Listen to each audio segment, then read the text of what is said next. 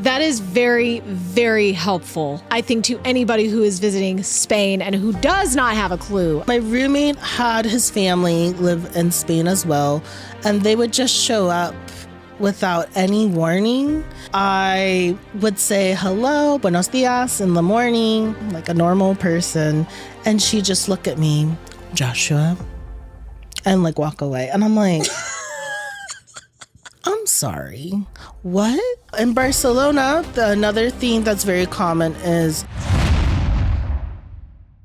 My friend Joshua Craig, who is joining with us today, is my American friend who I went to university with at the University of Georgia. Josh has had the opportunity to live in Spain on 2 different occasions, once in Valencia and the other in Madrid. So Josh has had an opportunity to really dive deeper into Spanish culture and what it's like to live in Spain from a more local's perspective. In this episode today, Josh and I talked about so many insightful recommendations, places to see in Valencia, places to see in Madrid, dabbling a little bit in Barcelona, and the perfect places you should go to try the most traditional of Spanish cuisine, a really hilarious roommate story, there's a really good fast food place we will mention, and some very helpful tips any person who is going to Spain for the first time would find very helpful. We hope you enjoy. And of course, as always, be sure to share your feedback with me on Instagram. And please hit the like and subscribe button if you have not done so already. Sending you lots of love. Let's go ahead and dive deep into this episode. Hello, Josh. Long time no see. Yes, indeed. A long time no see. I am so happy to have you back here on the podcast. For those of you who don't know, Josh was actually in our France episode probably a couple of months ago or so. Tell us a little bit about yourself from your perspective and about your overall involvement and experience in Spain. So my name is Josh, or Joshua. I am living near Atlanta, same as Mary Grace. Yes. And yes. I teach English as a second language. And I really got interested in Spain when I was in college. My sophomore year at UGA, I went to Spain in the spring semester, and it was a blast. I loved every minute of it. And since then, I've been obsessed with Spain. Why did you go to Spain? Spain is the only Spanish-speaking country in Europe. And so since I really wanted to live in Europe, it was Spain. It was Spain. I was studying Romance languages. And so I studied both Spanish and French. My Spanish is much better than my French. So I decided to go to Spain, tried my hardest to practice every day, and got in, did the program. And I fell in love with Spain. By living there, studying there. I really love that. Spain definitely is one of those countries that I think just about anybody could fall in love with if they immerse themselves in the culture and really just have fun and meet people and learn the language. Josh has had the opportunity to live in Spain twice. So the first time he lived in Valencia, and you lived there 10 years ago now, which is crazy. Yes. And then the second time, Josh lived in Madrid. Yes. So let's start with your time in Valencia. Yes. Based on your experience in Valencia, what was your first impression of Spain and Spanish people and Spanish culture, Spanish life? Valencia is very beautiful. It has a lot of old architecture, beautiful plazas, a lot of history. Valencia is very close to the beach, and so you can go to the beach really easily. One of the things that I first noticed is that in Valencia, they do speak Spanish, but a lot of the signs are not in Spanish. The signs are in Valencian, which is close to Catalan. And so they're very proud of having their own language, but most people do speak Spanish. And so it was very interesting to be learning Spanish, doing everything in Spanish, but none of the signs were really in Spanish per se. And so it was an interest that was kind of interesting, to say the least. Not sure if many people know, but there's Catalonia, which is in Spain, and they specifically like the Barcelona area, and they are very much interested in becoming independent. But Valencia is one of those areas that some people like independence, some people don't like independence. And so you have that interesting mix there. So another impression is that people there are quite very nice. I was able to make friends relatively quickly living in the dorm. A lot of international people were there, got to speak Spanish, got to make friends. It was very easy, especially in comparison with France, which was a lot harder to make friends in. Spain was easier, more laid back, not as stressful. What are some places that you would recommend for anybody who is planning to visit Valencia? And also, if there are any special foods that people should be trying when going to Valencia, what would you recommend? So in Valencia, there are a lot of different places you can go to. So one is Plaza de la Virgen, so Plaza of the Virgin. It is a very nice area. Even like the floor, it's just beautiful. It's like marble. It's like classy. Yeah, it's classy. There's a beautiful water fountain. There's like a basilica as well. Very beautiful area. And that was actually close to where I was living in the dorms. And then also you could go to Plaza de la Reina, so Plaza of the Queen. And so that actually has like a little McDonald's. Next to the McDonald's is like cute little ice cream place. Beautiful shops there. And then that connects to the town hall plaza. So that's a much bigger plaza. So you have all these plazas connected together, and it's very beautiful, beautiful architecture. Another cool feature about Valencia is that they have a park called the River, El Rio. And essentially, used to be an actual river that was there, but I think it was the 1940s, I might be mistaken on the year, it flooded really badly and a lot of people passed away. And so they actually decided to drain the river and convert that into a park. And so where this river used to be is a very long park that goes throughout the entire city. Very beautiful, a lot of things to see and do in the park itself. Like they have places you can play soccer, play different sports, different things for children. So like different jungle gyms and whatnot. Nature, a lot of places to just walk around, relax, enjoy. Another cool area is called the City of the Arts and the Sciences. It is a more modern area, and so it has a lot of water features, has some cool museums. I think the aquarium is close to there, so it's just a really cool area. And then, of course, going to the beach.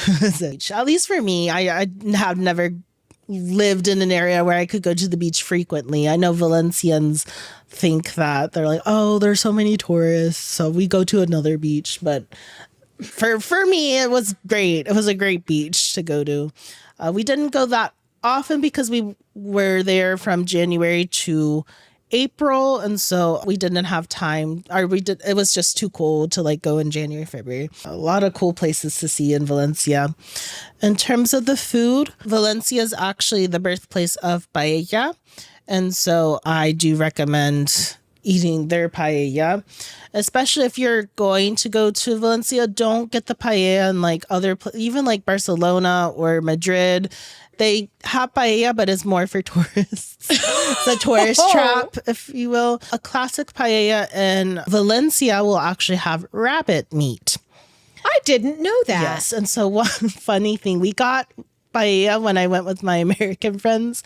They had the entire skeleton of this rabbit. And so we saw like the skull and we're like, oh my, like you see this dead rabbit skull just other than that, it's really good. I do recommend it. Lots of vegetables and this paella as well. You could also get seafood paella. One cool one is it's like a black paella. They use, I think it's octopus ink or squid ink to dye the rice black. And then they put aioli sauce on it. It's really good. That's delicious. If you like seafood. If you do not like seafood, do not have. It's not going to be good.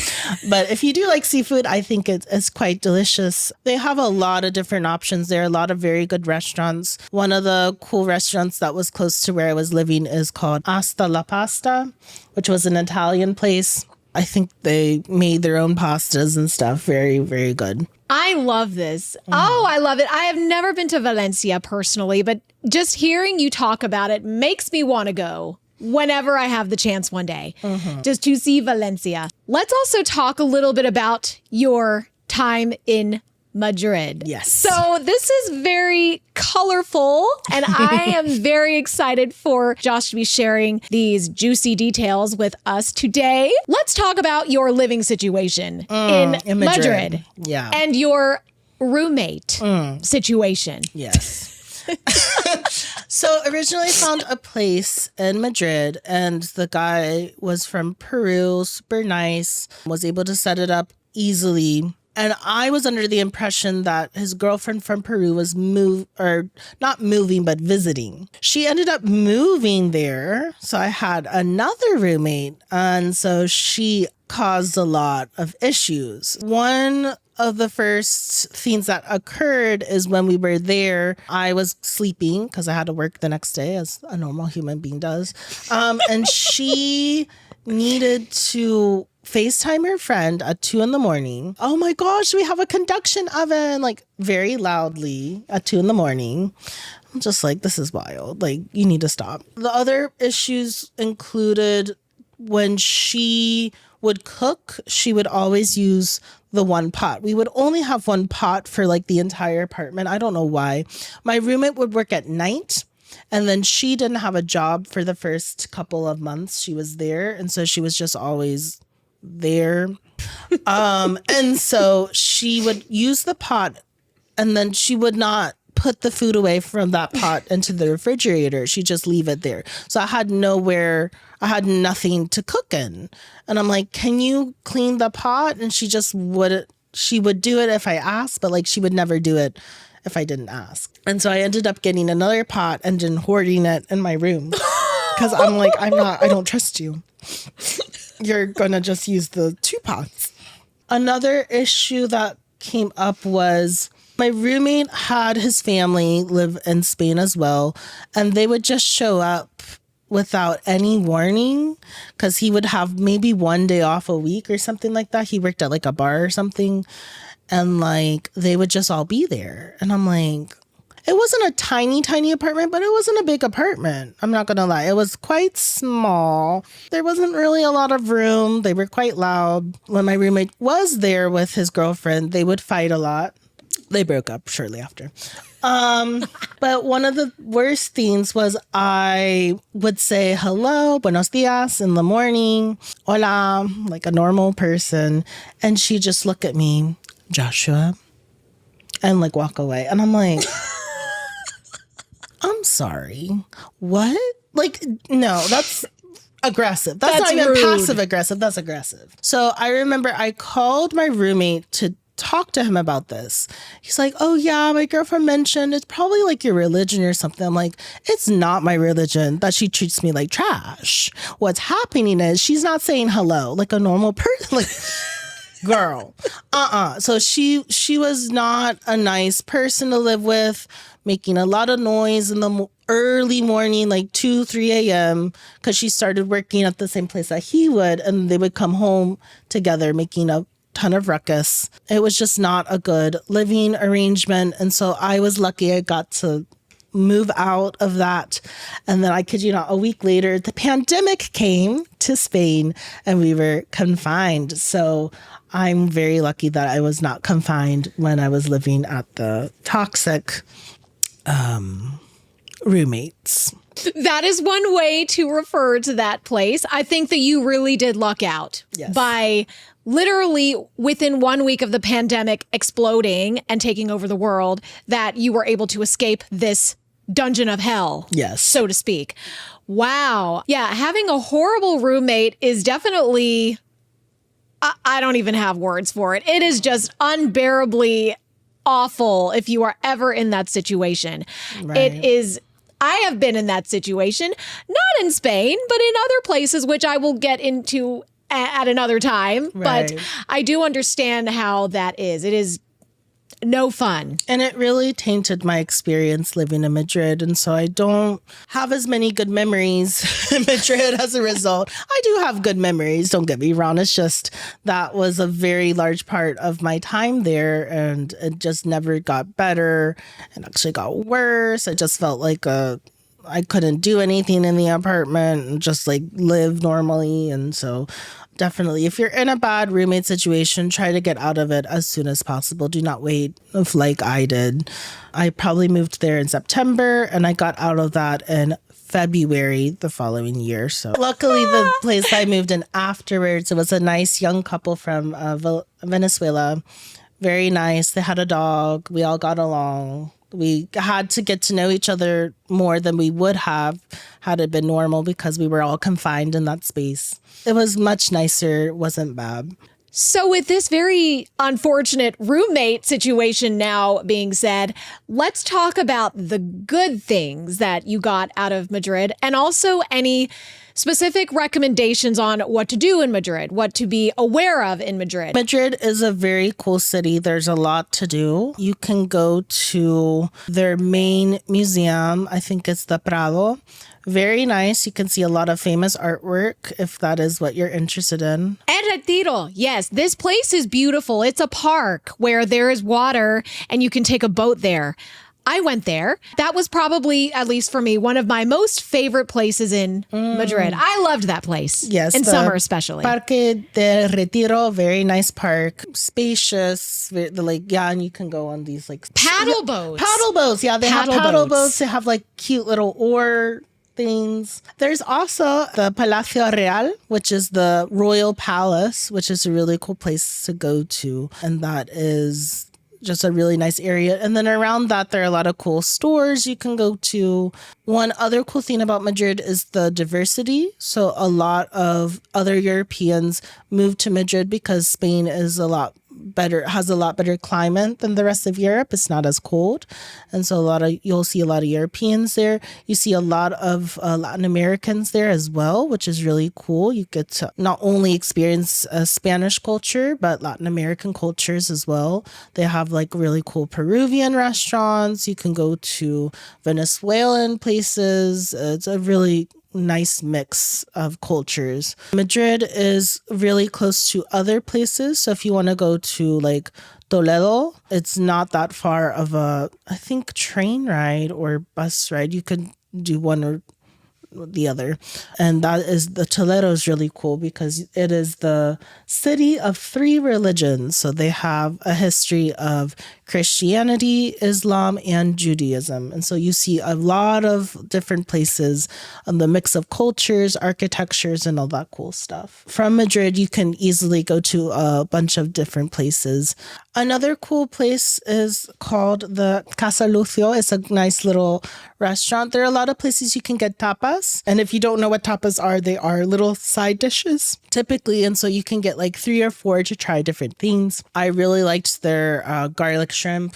Typically, when you buy it's called una caña, a thing of beer, you get free tapas with that. I remember that from Spain. That's a very nice thing. It's not a huge thing. It's either olives or something like that. But that's a really nice thing of Spain. You can get a bunch of tapas. Are there some specific tapas that you would recommend or that you really, really love or that even are very specifically special to Spain that any visitor should absolutely not miss? So the classic, in my eyes, are patatas bravas, which are those are good.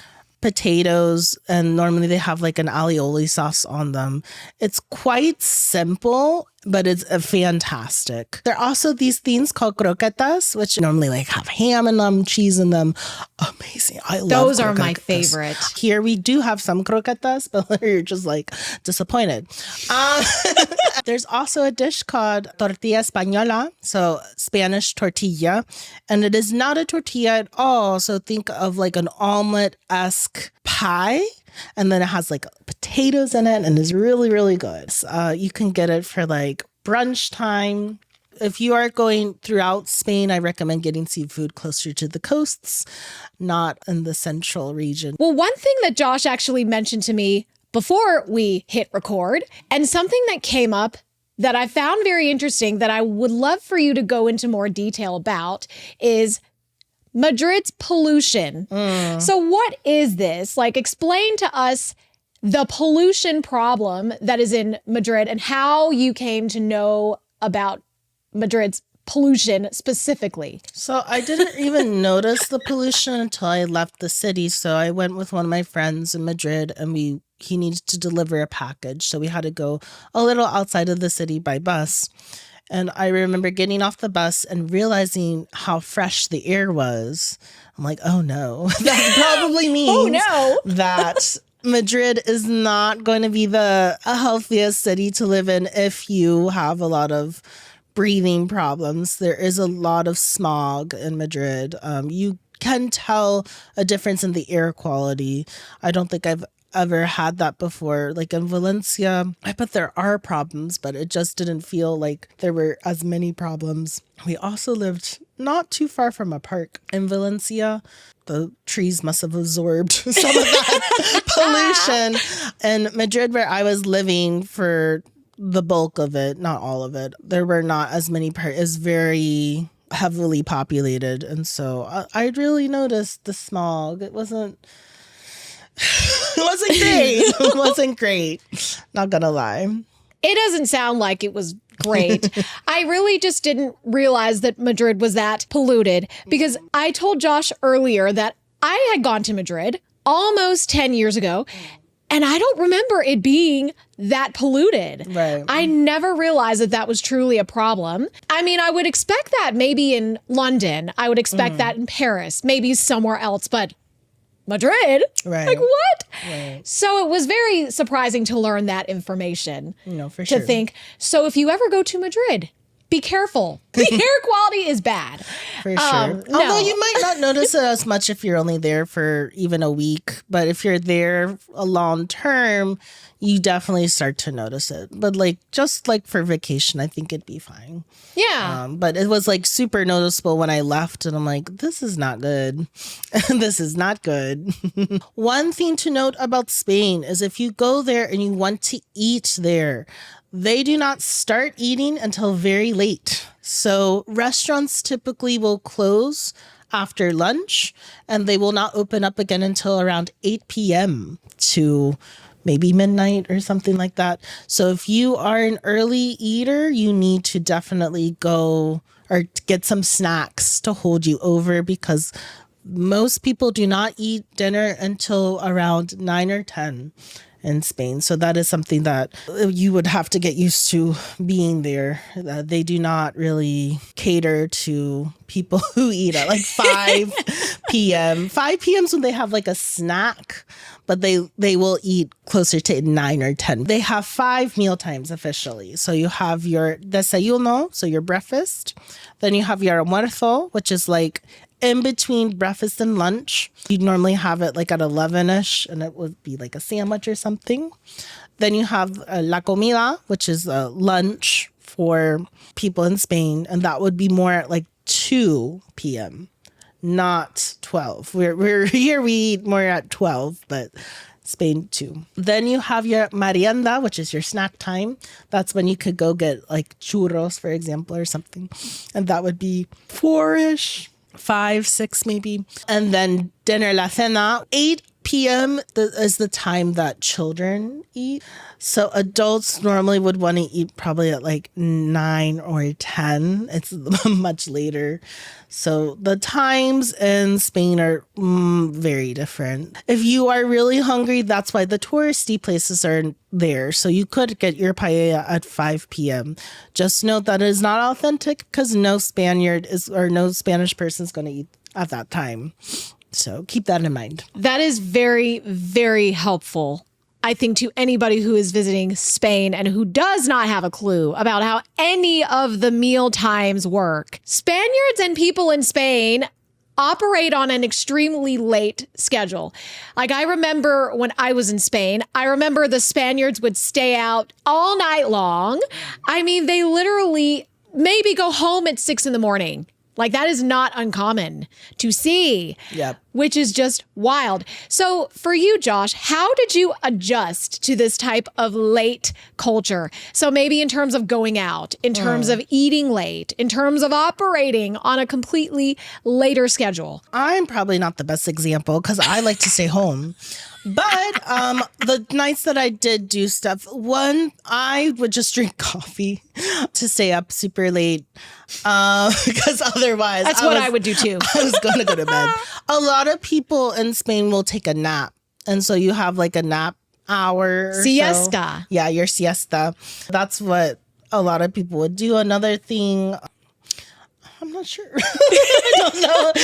Do you know the history or the reason why there is a siesta period? Where did that come from? Why do people take a nap in the middle of the day for a couple of hours in Spain? I know it's cultural, but I just wonder, why don't other countries do that? Might be traditional, I'm not sure. But like people would go home for lunch and then they would take their nap and then they would go back to work. Nowadays, I don't know if that's always the case. It would probably depend on the place you're in. Like in smaller villages, that might be the case more so than the city.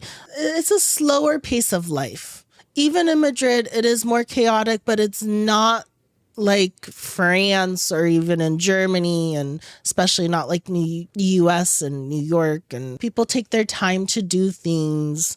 People often show up late. Not everyone's late, but it's just there's not this like let's hurry up and go kind of culture that we have, at least in the United States. It's just a lot more like, oh, we have time to do it. Oh, there's no rush. Yeah, I'll do that later. I'll do that later. Yes. They even say like, oh, there's always tomorrow. There is always tomorrow. We don't have to worry about doing it today. So it's not that they're lazy. It's just that they're working to live more so than living to work. It's a much more relaxed culture. Like after you're done working, you go out, even on the weekdays. There will be people that are out all night, and then even on Thursday, you probably could go. I might be wrong on that. But like Friday and Saturday, a lot of people just go to the clubs all night, sleep all day, and do it all over again. So it depends on the person, honestly. Like extroverts definitely like to do that, and introverts prefer to, stay home. Lay low. I did go out, but it wasn't like some of my other friends that were out every weekend. How to go to the discoteca. In the US, you pregame and then you probably go out to the clubs, right? Like 9? Yes. And Spain, you pregame until midnight. And then you go out to the clubs and you're there from like 1 to 5 or 1 to 6. Some people even eat breakfast right before they go to bed. That is hardcore. A very different party culture for sure. That's why I need my coffee. Like I couldn't stay up. I'm one of the first ones to fall asleep. So just like me. Yeah. Actually, there is a quick story, and this is related to Spain. So Josh and I also studied in France together, and there was a weekend at some point during our France time when us and our group went to Barcelona, and we went out that night, and I think that I had fallen asleep, or that I was one of the first ones to fall asleep. And I think Josh and maybe one other person, I think, forced me to get up and forced me to stay awake. And I did. And I was very happy that I did. But yeah, I mean, it's real. Yep. People in Spain, I mean, when they party hard and they party long and late. So if you are in that crowd and that is your thing, Spain will be your place. Yes. I mean, no doubt in the world. Indeed. Like, be careful when you go to these places because there are a lot of instances where people do get drugged, bad things happen. So make sure you're going with friends. Don't just go alone, and that's not a good idea. Go with friends. No. Make sure you know where your phone is. Make sure you're putting it in a safe place. There's a lot of pickpocketing in Spain. So you want to make sure you have your wallet, have your keys or your phone, because that will be missing if you're not careful easily in those discotecas. Have you ever had a friend who had that happen? Probably. I don't remember, but no, it wasn't me. Let's hope it was not you. Not me. Let's also quickly touch upon Barcelona, because I know that that is one of the most common places that most people who go to Spain visit. I know you didn't live in Barcelona, but you spent more time there than even I did. So what do you recommend in Barcelona, and what specific things in terms of food, activities, etc., should people try or be open to trying if they are only going to Barcelona? The Sagrada Familia is very impressive. It does cost money to go in, but I do recommend it. It is beautiful inside. I think they're finishing it up in the next year or two. It's coming close. It's almost as if they're just like trying to build it. Yeah, just that's what it seems come like. Back because it'll be different the next time you come back. They're finishing that up. That's really nice. In Barcelona, another thing that's very common is tomato sauce on bread. They love to eat that. That is like typical Barcelona appetizer. Actually, one of my friends is married to someone from Barcelona, and we went to a restaurant here in Atlanta called Barcelona, and he was disappointed with the bread because in the US we do bread and olive oil more, but he's like, where's the tomato sauce? Like, you put tomato sauce on the bread, and that was very typical. That's more Barcelona. For us, we're just like, oh yeah, bread and olive oil, dip it. It's cheese, pepper. It's not typically. that sophisticated. Yeah. No. It's good. Yes. It's good. I'm not complaining, but. No, it's not. It's delicious, but it's not traditional in that sense. In Barcelona, there are things called fartons. They sound quite bad. They're not. They're really good. They're like long things of bread. Very good.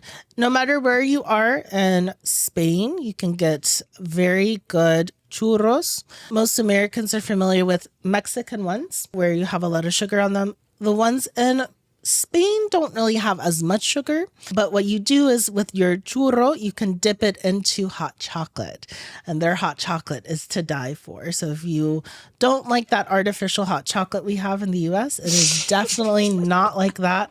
It's like they melt pure chocolate. It's typically not super sweet chocolate, actually, and you could just dip your churro in the chocolate. It is amazing, indeed. I do recommend that, no matter where you are in Spain. Those are good recommendations. I was not aware of some of this stuff, especially fartons, which sound really funny, but you know. When you go to a bakery anywhere in Europe, I do recommend just getting like small things, but trying things you wouldn't normally. You probably would be surprised with what you enjoy. If you go to Barcelona, keep in mind, there are a lot of people who speak Catalan, not Spanish. So keep that in mind. People speak Spanish in Barcelona, but keep in mind it is different. Even if you don't agree with the fact they want to separate, it's just good to be respectful of that. Note that they speak Catalan, and a lot of people prefer to speak Catalan first before Spanish. Of course, they'll speak Spanish if you don't know. For anybody visiting Spain, what would you say are important things to know about Spanish people and Spanish culture that, especially to Americans, would be very helpful to be aware of? The Spanish are quite friendly. It's not like in France. It's not that people are not friendly in France, but people are not as warm, yeah. I do recommend learning a little bit of Spanish. People are learning English. Their English is better than it used to be, but they're still not as proficient as Germany, or if you go to Northern Europe, they're a lot better. But Spain is not known for its English level. But people are very nice. So even if you don't understand, they're going to try to help you. If you are there for a longer period of time, it's easier to make friends over there, I would say. Easier to feel connected. Whereas in France, from my last time here, it was a lot harder to make friends. It took a lot longer, but in Spain, I was able to find people, some friends within like a month or two. So it was a lot easier. Though, of course, there are differences between Americans and Spanish people. I would say that the Spanish are... So they are warmer in comparison to the rest of Europe, but they're not as warm as Latin Americans. So if you do have experience traveling to Mexico, to Colombia, to Peru, people generally are warmer there than they are in Spain. But Spain is warmer than the rest of Europe. So you see that transition of warmness. One thing about Spain is there are a lot of immigrants there. And so it actually might be easier to make friends with Latin Americans in Spain than the actual Spanish. But it's not difficult to become friends with the Spanish either. So I wouldn't say that would be an obstacle per se. So it is interesting to see the differences of warmth between Latin Americans and Spanish people. I would agree with that. Yeah. I don't know what it is about Latin America and South America compared to Spain, but overall, yes, Latin and South America regions are both definitely typically the places where you can find the warmest people. What is the order of warmth exactly? If America's included, it's very difficult because I would feel like it depends where you are in America and the warmth you get. That is true. Maybe Southerners are warmer than the Spanish, but the Spanish are going to be warmer than the people from the north in the United States. Yeah, I would agree with that. It would be a little bit more nuanced there.